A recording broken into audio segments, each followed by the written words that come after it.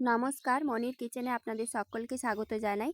আজ আমি আমের আচারের রেসিপি শেয়ার করতে চলে এসেছি। ভিডিওটি শেষ অবধি দেখতে থাকুন, নিশ্চয়ই ভালো লাগবে। শুকনো কড়ায় 50 গ্রাম জিরে ভেজে নিচ্ছি। 10 কেজি কাঁচা আমের খোসা ছাড়িয়ে টুকরো টুকরো করে কেটে লবণ হলুদ মাখিয়ে 3 ঘন্টা রোদে শুকিয়ে নিয়েছি। টুকরোগুলো দেখে বুঝতেই পাচ্ছেন কিভাবে কেটেছি। কড়াই দিয়েছি সরষের তেল।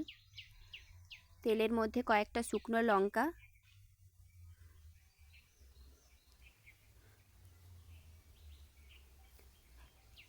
লঙ্কাগুলো ভাজা হয়ে গেছে।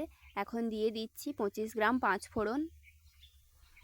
পাঁচফোড়ন ভাজা ভাজা সুগন্ধ ছড়ালে দিয়ে দিচ্ছি 500 ml জল। এখন দিয়ে দেব চিনি। 10 কেজি আমের জন্য আমি 5 কেজি চিনি দিয়ে দিচ্ছি।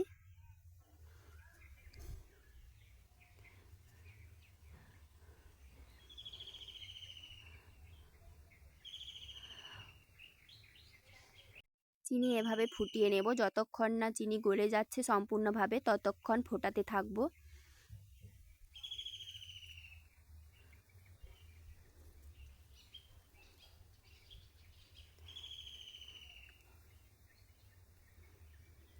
চিনি গলে গেছে সম্পূর্ণভাবে, আঠালো আঠালো হয়ে গেছে। খুন্তির সাহায্যে দেখে নিচ্ছি। এখন দিয়ে দেব কেটে রাখা আমের টুকরোগুলো।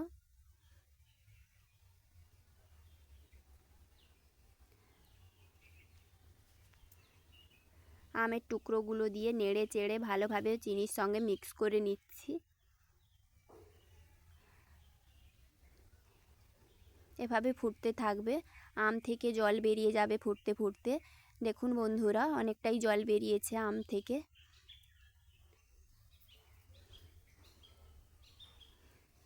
এখন দিয়ে দিচ্ছি হলুদ গুঁড়ো, লঙ্কা গুঁড়ো,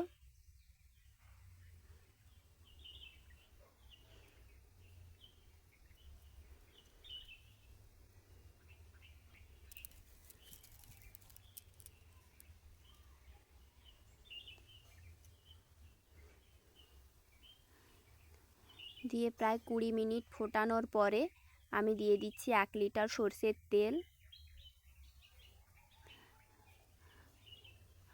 কম আমে অবশ্যই কম টাইম লাগবে, 20 মিনিট সময় লাগবে না। তেল দিয়ে মিশিয়ে নিচ্ছি। আমের আচারটি ঘন ঘন নেড়ে চেড়ে রাখতে হবে, নাহলে কিন্তু আচার কড়ার তলায় পুড়ে যেতে পারে।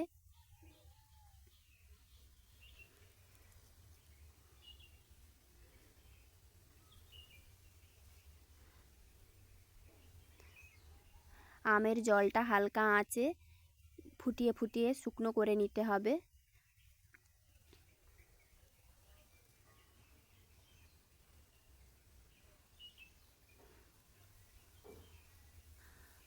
আচারের জল কিন্তু খুব বেশি নেই এখন আর আমের আচারটা ঘন ঘন হয়ে আসছে।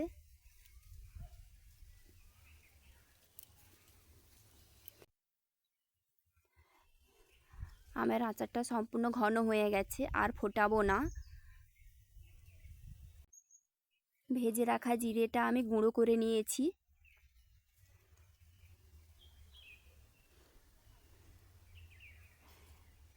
আচারের থিকনেসটা ঠিক এই রকম থাকবে। এখন দিয়ে দিচ্ছি ভাজা জিরে গুঁড়ো। অর্ধেকটা জিরে গুঁড়ো দিয়ে আমি মিশিয়ে নিচ্ছি ভালোভাবে। মেশানোর পরে আর অর্ধেকটা দিয়ে মিশিয়ে নেব, দিয়ে কড়া নামিয়ে রাখবো। এই আচারটা ঠান্ডা হতে বেশ কয়েক ঘন্টা টাইম লাগবে।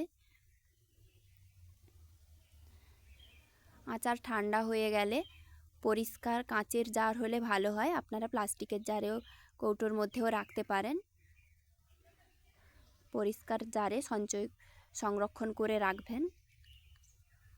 এভাবে আচার বানালে আচার বছরের পর বছর কিন্তু ভালোভাবে থেকে যাবে, নষ্ট হবে না। ভিডিওটি ভালো লাগলে অবশ্যই সাবস্ক্রাইব করে পাশে থাকবেন। ভিডিওটি শেষ অবধি দেখার জন্য ধন্যবাদ।